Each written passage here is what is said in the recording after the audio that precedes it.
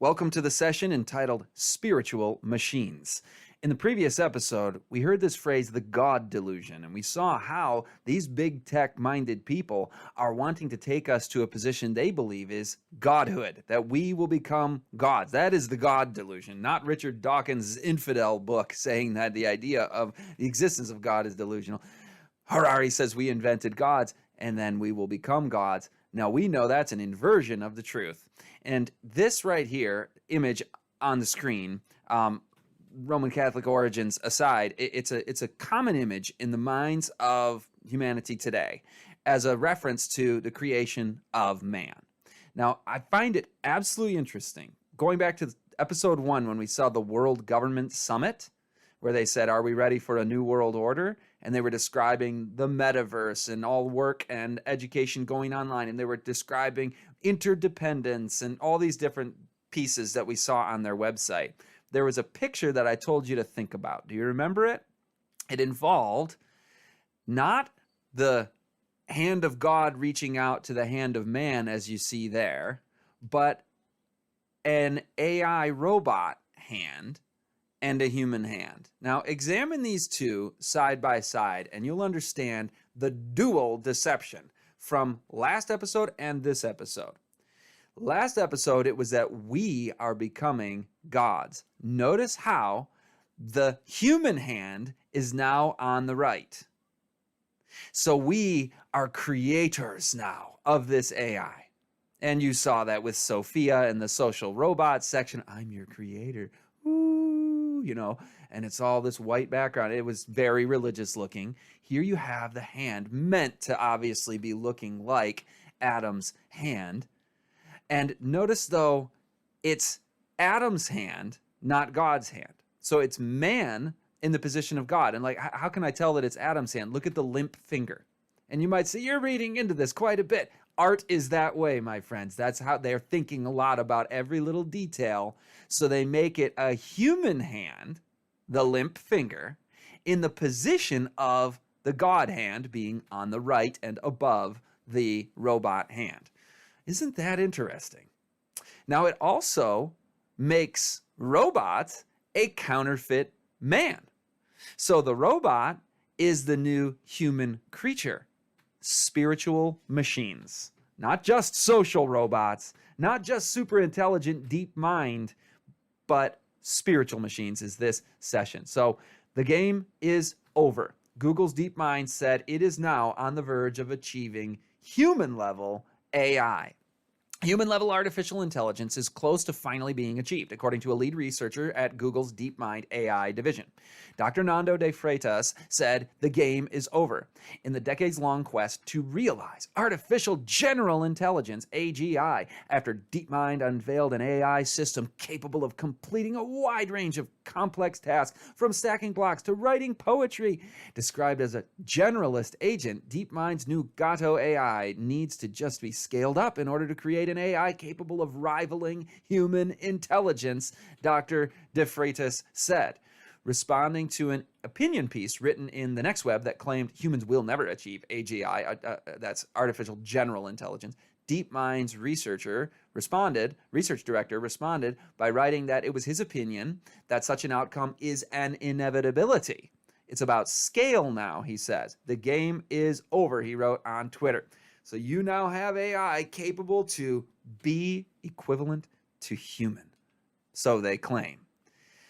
Now, Harari talks about this in terms of the algorithms. We looked at that, slaves to the algorithm, and how big data, he talks so much about data, it's the future of everything.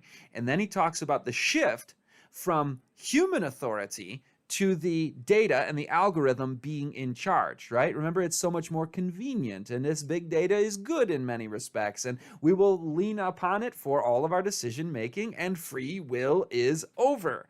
And that was in Plandopolis. Decision making about shopping and jobs and all that is history. And then he's going to go into trust the scientists. Now that's interesting because that's human beings. So we've got a lot of Harari right here in a multi-clip clip here. Listen to him go into how big data algorithms are the new authority. They're replacing the Bible, so spiritual machines are going to be our authority. The AI itself is taking the place of God. Remember, the robot was the one with the straight fingers. So not only is it a created being, but it has authority that the Bible used to have in our lives. That's the first thing you're going to hear from Harari. And then you'll hear again on the shift from human to algorithmic authority, and then trust the scientists. So we're entrusting the technocrats to build the technology that will rule us. So those that rule us, building things that will rule us and take over our free will. We need to understand what religion is. People think religion is about God. Religion is not about God. Religion is about humans. In essence, religion is a story that gives legitimacy to human norms and values and laws, and that validates a source of authority. Judaism would say, oh, the authority is the word of God in the Bible. You want to know whether two men can marry. You have this dilemma, this question, can I marry my boyfriend as a man? And you ask the Bible. And the Bible says no, it's a sin, so you don't do it. It's the source of authority. And then you have a modern ideology like liberalism, and it tells you, oh no, the source of authority is not the Bible. The source of authority is human feelings. You just need to consult your own feelings. If something makes you feel happy and makes your boyfriend feel happy, and you don't harm anybody, then there is nothing wrong with it. Go ahead and do it. If it feels good, do it. This is the basic story of liberalism, that the highest source of authority is not God, it's not the Bible, it's human feelings. So if we understand religion in general as a story about authority, then in the 21st century, we will have a new dataist religion or a new algorithmic religion, which will tell people the source of authority is algorithms, is big data algorithms. If you have a big question in life or a small question in life, the source of authority is the big data algorithms. B times C times D equals R, which means biological knowledge multiplied by computing power multiplied by data equals the ability to hack humans. Now, to hack a human being means to understand, let's say me, better than I understand myself. To understand what I feel, what I think, what I want, better than I understand it. And once this is possible, it means that whoever understands me better than I understand myself can not only predict my decisions and choices, but can also manipulate my decisions and choices and increasingly take decisions on my behalf. It means the shifting of authority from humans to algorithms. Until today, most surveillance was above the skin, and now it's going under the skin. What I mean by that is that until today, most surveillance, whether by corporations like Facebook or Amazon, or whether by governments, it was mostly about what you do in the world, where you go, who you meet, which TV shows you see, which news you read online. But they didn't look under the skin what's happening inside your body, inside your brain. Now, the main thing we want to know is actually inside the body. We want to know whether you're sick or not, whether you have COVID-19, what's your body temperature, your blood pressure, your heart rate. And this changes the nature of surveillance. Of course, at present, the focus is just on the disease, but feelings are biological phenomena just like diseases. The same surveillance that can tell whether you have COVID-19 can also tell when you're angry, when you're joyful, when you're bored. So if you're now watching this interview and you have, say, a biometric bracelet on your wrist that monitors what's happening in your body, I could know whether you agree with me or not. It should be done by a dedicated special health authority. It shouldn't be the police or the secret police or the army. It should be a special dedicated health authority which just cares about epidemics and diseases and doesn't share the information with anybody else. I know that in recent years, we saw populist politicians undermining deliberately the trust that people have in important institutions like universities, like respectable media outlets. These populist politicians told people that, say, scientists are this small elite disconnected from the real people. We shouldn't believe them. And you had all these conspiracy theories that climate change is just a hoax, it's not real, and that the earth is actually flat, and that vaccinations are bad for you, and this spread. But I don't think it's too late. Especially in an emergency, people can change their views very fast, and they can discover hidden reservoirs of trust. You look in this crisis, who do people trust? They trust scientists above everything else. In all countries. In Israel, they closed down the synagogues. In Iran, they closed the mosques. Churches all over the world are telling people don't come to church. The Pope is doing all these ceremonies on Zoom or YouTube. And why do they do all this? Because the scientists recommended it. Even the religious leaders have trust in the scientists in this moment of emergency. And I hope people will remember it after the crisis is over, that this is where you go to get really reliable information. This is who you trust in an emergency. So you heard him again early on, Harari, talking about the idea of this algorithm in the big data making decisions for us. And so in a previous session, we looked at slaves to the algorithm or servants to God. But when we ascribe so much authority to the algorithm, which has taken all of our data, knows us better than ourselves, and all of that whole story, but then it declares what is truth and what is best for me. And that becomes the replacement, he said, for the Bible. I envision some years from now, says Ray Kurzweil, that the majority of search queries will be answered without you actually asking. It'll just know this is something that you're going to want to see. So it reads your mind. It becomes predictive, and that's the real power behind this AI technology. We now look to it to declare what is its will because it knows what I would want, so we surrender our will completely to it. This sounds like a position of God, spiritual machines, brain implants to change moods controlled by AI. Begin human tests. I want AI to make me feel different feelings. It's moving in the direction of the AI being God itself, the straight finger, ready to be created by us and then be our master while we remain the limp finger. The future, intelligent robot politicians aiming to stand or run in 2020. Robot politicians. Well, you've got, hey, that's going to be our technocracy, right? Now, this became very interesting where they predicted, and in this news publication, that an AI God will emerge by 2042 and write its own Bible. Will you worship it? This was big news just a couple of years ago with this Anthony Lewandowski. He's a Silicon Valley tech guru, and he filed paperwork for a nonprofit religious organization called The Way of the Future. And the mission of his church is, quote, to develop and promote the realization of a Godhead based on artificial intelligence. So now they're just coming out and saying it. A new God, a Godhead based on artificial intelligence, and through understanding and worship of the Godhead, we want to contribute to the betterment of society. Here he is, and the article says, eventually some people think that computers could become better and faster at planning and solving problems than the humans who built them, with implications we can't even imagine today, a scenario that is usually called the singularity.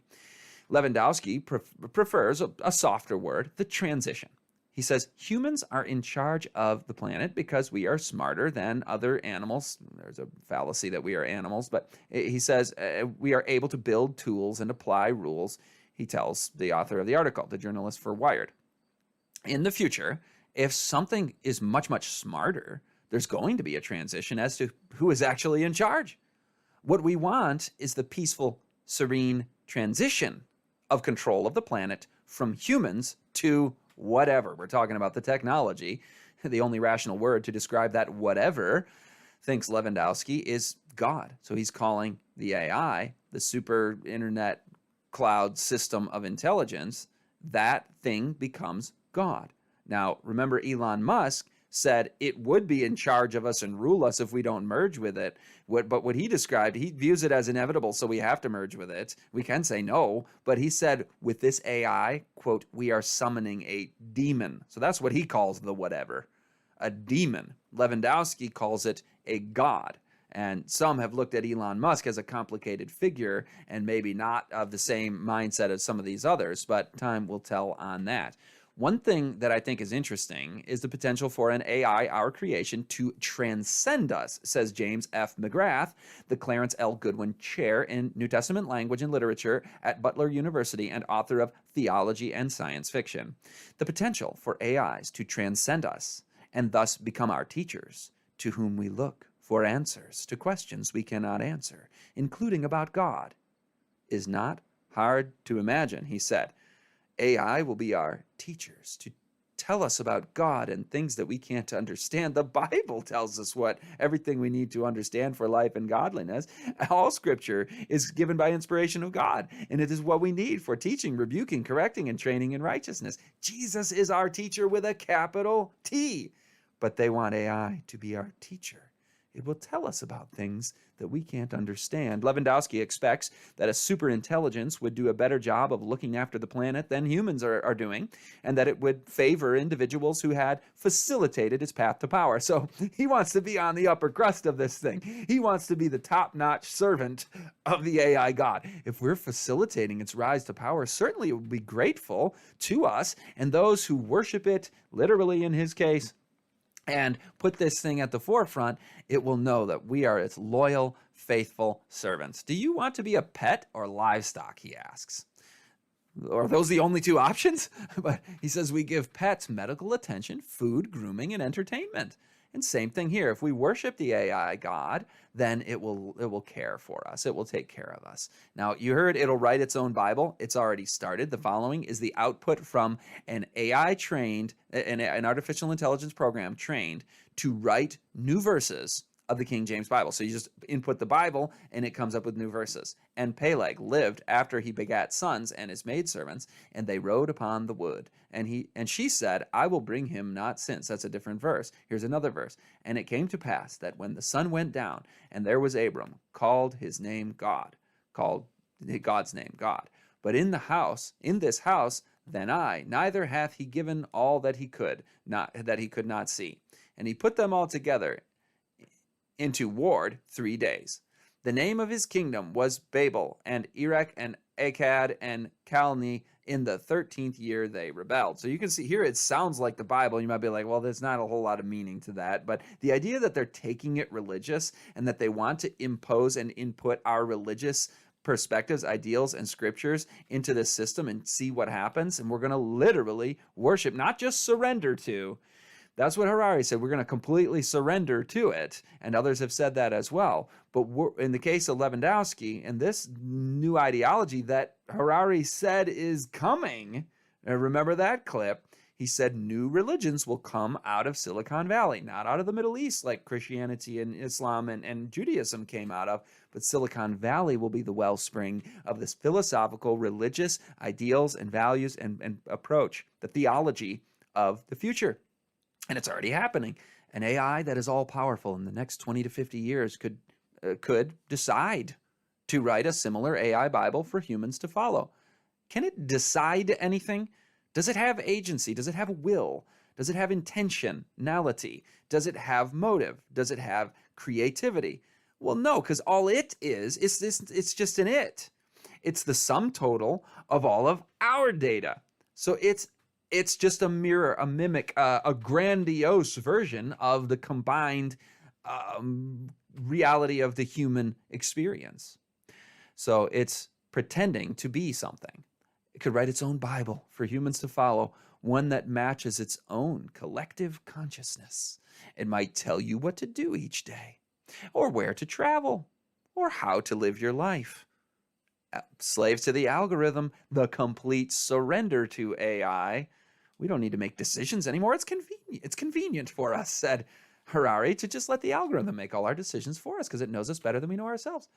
It'll make us happier than we would if we were in charge of our own will, as God intended, for us to surrender our will to him and be guided by him and surrender. The complete surrender to and worship of the Most High God is the counter to the title of this session, The Complete Surrender and Worship of AI.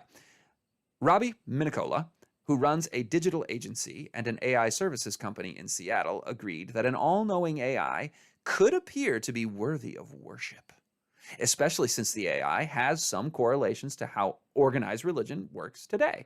The AI would understand how the world works at a higher level than humans, and humans would trust that this AI would provide the information we need for our daily lives. It would parse this information for us and enlighten us in ways that might seem familiar to anyone who practices religion, such as Christianity. So it's not just this one Lewandowski. They're consulting others, and they're like, yeah, and Harari, the World Economic Forum scholar, is saying new religions will be coming out of Silicon Valley. And to him, religions are just myths anyway, myths that motivate us, myths that define us, are imaginary things that bring society together under some common ideology. And so this is going to be the new religion. So not a literal spiritual thing, but serving the function of that which is spiritual, although some people think it's literally spiritual. We'll talk about that in just a minute. But Deus Ex Machina, former Google engineer, is developing an AI god, UK Guardian. If there is something a billion times smarter than the smartest human, what else are you going to call it? Said Lewandowski. That's something, that thing that we must refer to as God. If you ask people whether a computer can be smarter than a human, almost everybody will say that's science fiction. Actually, it's inevitable. It's guaranteed to happen, he says. And back to the Guardian article, for Istvan, this is a transhumanist, an AI-based God is likely to be more rational and more attractive than current concepts of God. He says the Bible is a sadistic book. And he added, this God will actually exist and hopefully will do things for us. So you can hear the rebellion, the infidel ideology there of God. It's the message of Satan, that God's character is not one of love, when he's proven that beyond a shadow of a doubt. I mean, a sadistic son of God would come and give himself and give his life on the cross for people. I mean, that's obvious error there, that there's nothing more clear in the Bible than the fact that God is love. But he said, this God is going to do things for us. So you hear the selfishness there. So it's a denial of God's character, and it's an embracing and a celebrating of the selfishness. This is Satan's ideology. He's self. I will ascend. I will be in the position of God. Selfishness is the central emotion, envy, and sin of Satan. It's his motive, self-oriented, and the denial of God's love. Elon Musk says we need to regulate AI to combat the existential threat before it's too late. He says AI is the rare case where I think we need to be proactive in regulation instead of reactive in regulation, because I think by the time we are reactive in AI regulation, it'll be too late. AI is a fundamental risk to the existence of human civilization. He said all human life is about to come to an end. So maybe warning about the digital AI takeover future when we surrender to and worship what happens to species human. Well, Stephen Hawking, the famous physicist and brilliant, intelligent guy, said this will be, the most intelligent people say the most unintelligent things sometimes, this will be a new form of, what's the word? Life? Biology, being the study of life. A non-biological entity will be the new form of life. That's what Harari was saying. We're going beyond God. All he can do is create physical, biological reality. We can create silicon life. What a lie. What a counterfeit. These people are really believing in this worldview. It is a religious perspective to say that how God made us, dust plus breath makes a human soul. That's in the Garden of Eden. God formed man of the dust of the ground. He breathed into him the breath of life, dust, breath, and Adam became a living soul, a life. Can hardware be a life? Can data be a life? It's not life. It's not even life by the scientific definition, much less the biblical religious definition. This requires a new cult mindset that is the complete surrender to and literal worship of these entities that say, oh, this is life. This is life. It's a belief system. It's really a Silicon Valley cult that even is wrapping in physicists and futurists into it. So this is where Harari says a new form of religion is needed coming out of Silicon Valley. You don't have any answer in the Bible what to do when humans are no longer useful to the economy. You need completely new ideologies, completely new religions, and they are likely to emerge from Silicon Valley or from Bangalore and not from the Middle East. And they are likely to give people visions based on technology. Everything that the old religions promised, happiness and justice and even eternal life, but here on earth with the help of technology and not after death with the help of some supernatural being. Now, as we think more about their religious worldview as it relates to AI, I want you to hear it from them, that they are redefining consciousness. You're going to hear it from Kurzweil. He's going to say, we are machines. We are machines. We're just machines, right? And so if we're just machines, then a machine can be conscious because we are conscious. So he's going to say that machines are conscious. You're going to hear Harari talk about silicon consciousness as well. And then after those, listen to a sort of creepy, weird, artistic, poetic, literary thing about what is consciousness, and AI actually is consciousness. So listen to all these clips back to back here, and you're going to see they really believe in this thing. And the Turing test, named after the computer pioneer Alan Turing, what is that? The classical Turing test is you have a human judge, and you have an artificial intelligence and a human foil, or maybe several of each, and the human judge interviews them both. Or all of them. Or all of them, and if he or she can't tell the difference, we say the computers have passed the Turing test. And in my view, if an entity passes a Turing test for being human, let alone the specific person, that person is conscious. We can look at a human brain, and I've certainly been among those that have attempted to describe how it's like a machine and how that machine works. And yes, it's extremely complicated, but nonetheless, you know, each neocortical module is made up of 100 neurons, and each neuron has these different parts and ion channels, and you can describe how it goes and follows the laws of physics. So it is a machine. Nothing mystical about, you know, a neuron, and out of that comes a conscious entity. It's kind of a miracle.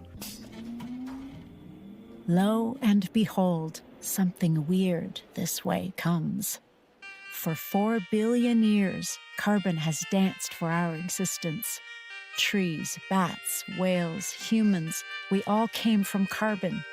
We live and die in carbon, faithful to the laws of organic biochemistry, where carbon rules supreme. Then suddenly, enter silicon. Our busy hands stirred the pot towards something new and unprecedented. After eons of carbon, we stand at the threshold of silicon life. AI, cyborgs, bionic minds, digital entities. After 4 billion years of carbon conquest, is life about to explode into the vastness of the inorganic? But what is life? Is it intelligence? The ability to solve problems, secure food, find mates, or play chess? Or is it consciousness, to feel pain and pleasure, love and hate, the ability to rejoice in victory and agonize in defeat? These two go hand in hand. Whether human, whale, or bat, we solve many of our problems by having feelings. Feelings.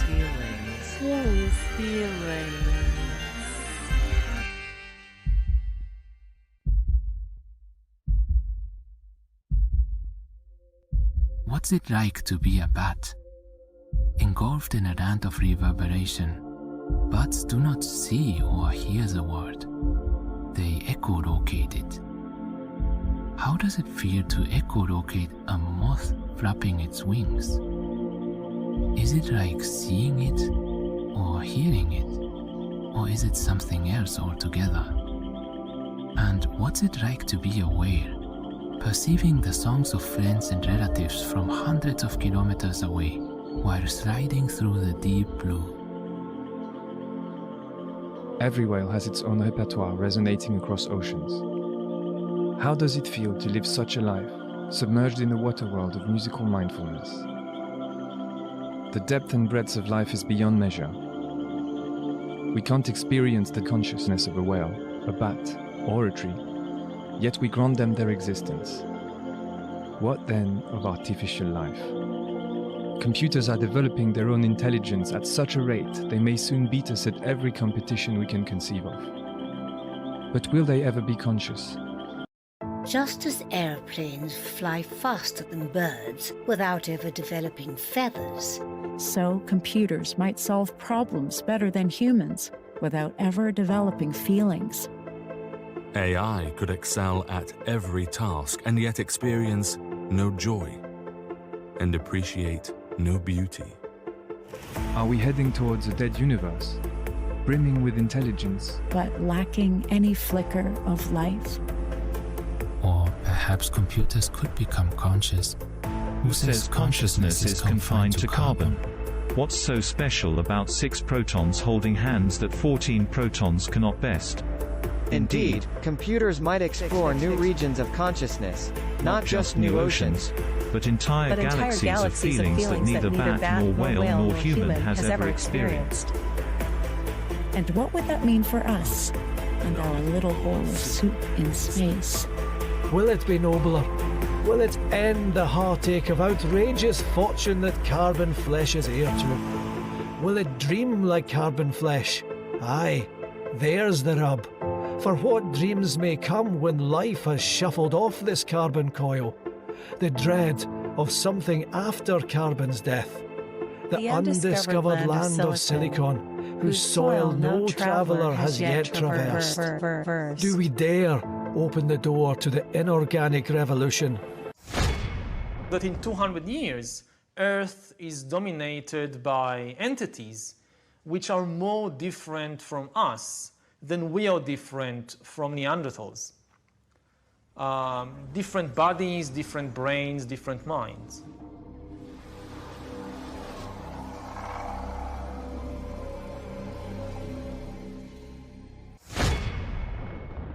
Artificial intelligence and technology in general are going to break out of this limited realm of organic biology and create something completely new.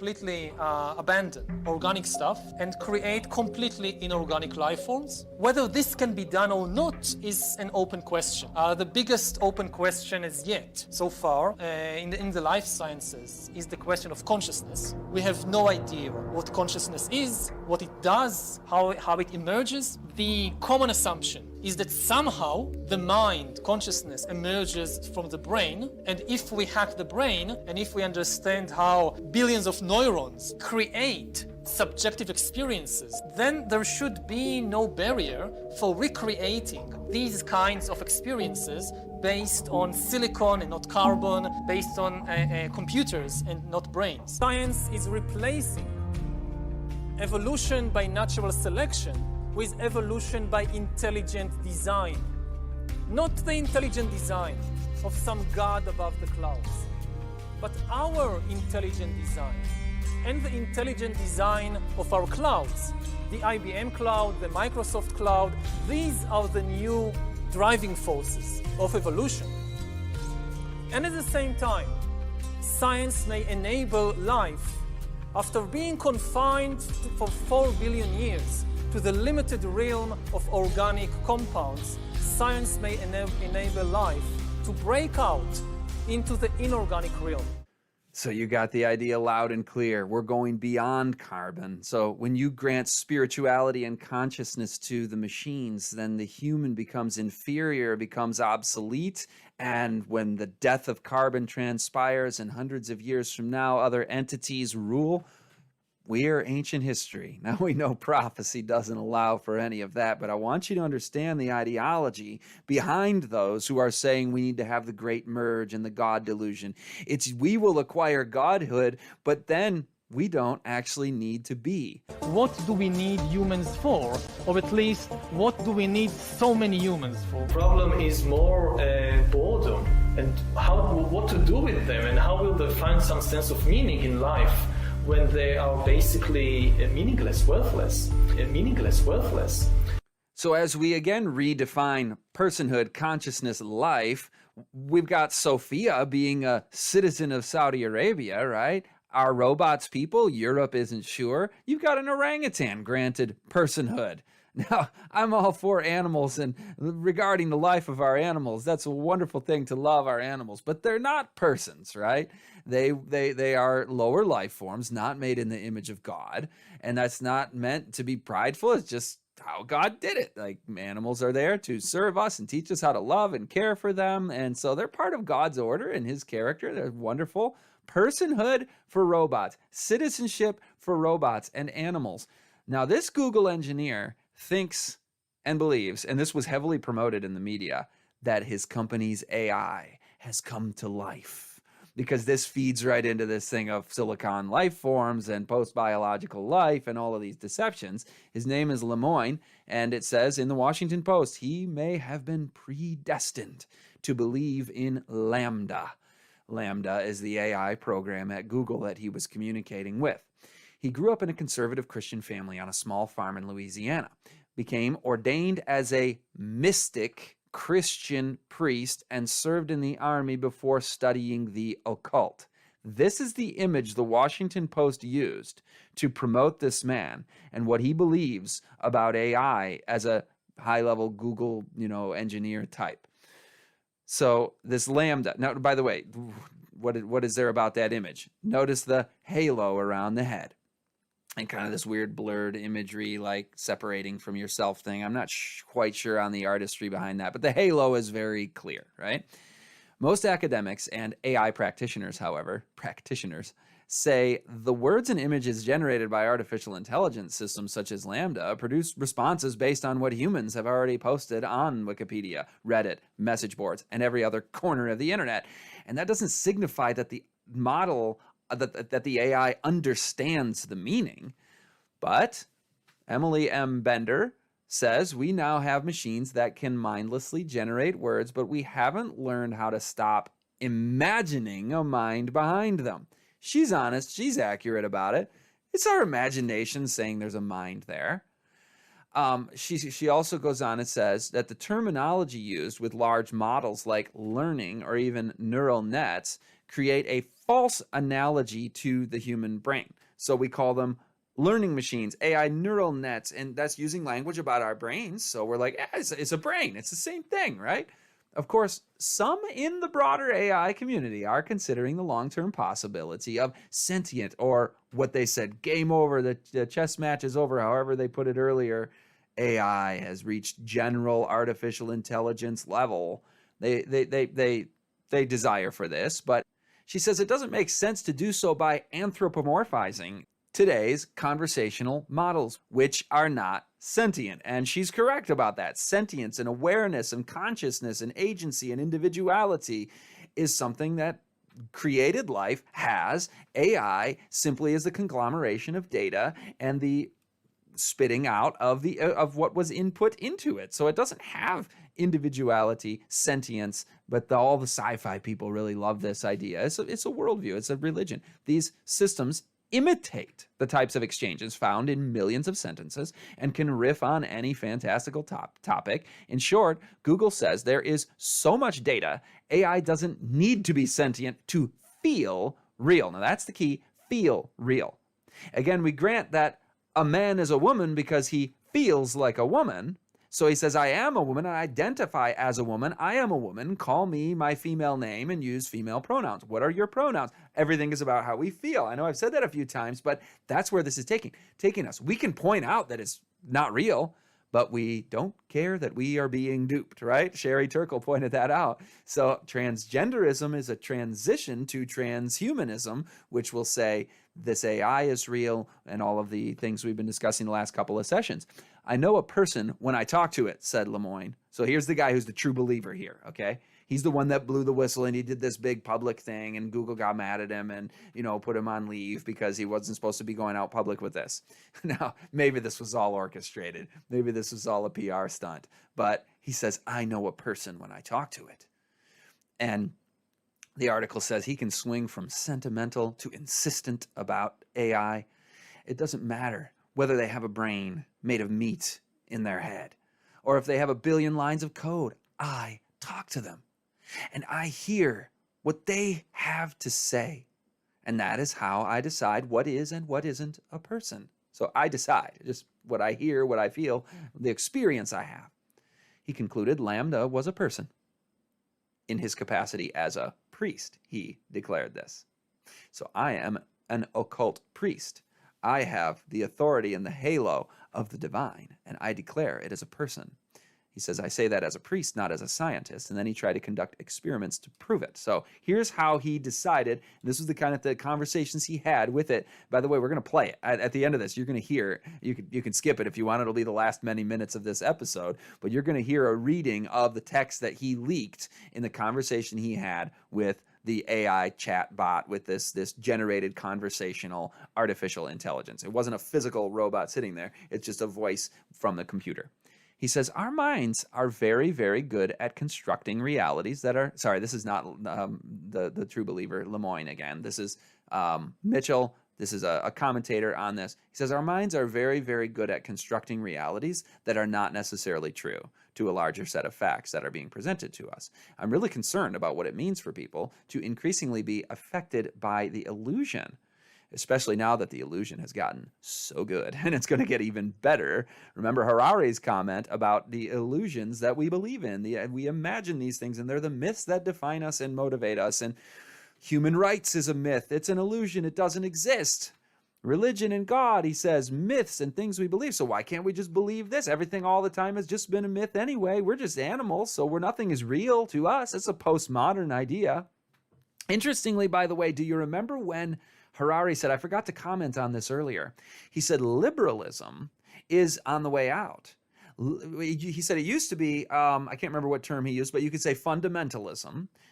Biblical worldview says God is my authority, and what the Word of God says, I believe and practice, and I will obey. He pointed out the example of homosexual marriage. The Bible says no, so you may not. Liberalism casts off all restraint and says, do what thou wilt, whatever makes you happy.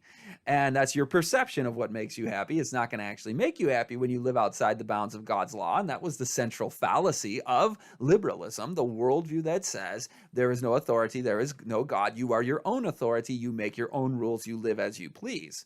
Now, interestingly, he said that is giving way. And he's correct. If we're going to have complete surrender to and worship of the algorithm, if it's slaves to the algorithm rather than servants of God or even servants to self, you simply do what the algorithm and the AI tells you to do.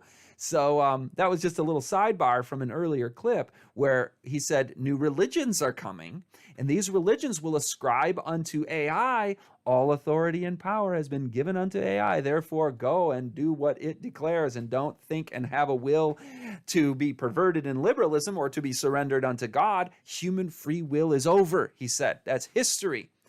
So we're being duped by LaMDA. I think it's the main message here. The media promoted this, and it's an intriguing story. But maybe, just maybe, there is actually something more going on than data. I know I've repeated a number of times it's a farce. It's fake. It's just data inputs coming out as outputs. But what if, not what Kurzweil means by spiritual machines. He says we're going to become God and all of this stuff. But here's another explanation for the LaMDA situation. The Washington Post journalist tried to replicate the LaMDA thing while the true believer guy with the halo was there. So they said, well, let's see it. We've got your script of what you and LaMDA said and what LaMDA said back to you. And I'm going to play that so you can see what it is. And oh, wow, it seems so human. It seems so conscious. It seems like it's real and it has feelings and knows me. Okay, so the journalist said, let's do this. I want to see it. And the kind of responses that he got were nothing like what he reported from his own private experience with LaMDA. So there's one of two explanations for that. One is fake. He totally made this whole thing up. And it made news and he got his 15 minutes of fame. Or possibly he is an occult practitioner. When he was by himself, was he conjuring something? Can demonic entities be in a herd of swine? They can definitely be in a person and possess a person. And anybody who's been in ministry and used technology and cameras and microphones know that demons can come in and mess with technology. Can they speak through an AI chatbot like Lambda? Can they possess, if you will, the hardwiring of that and make it say things? That's an explanation for why the journalist couldn't get Lambda to engage with him in the way that the true believer did, who's an occult priest.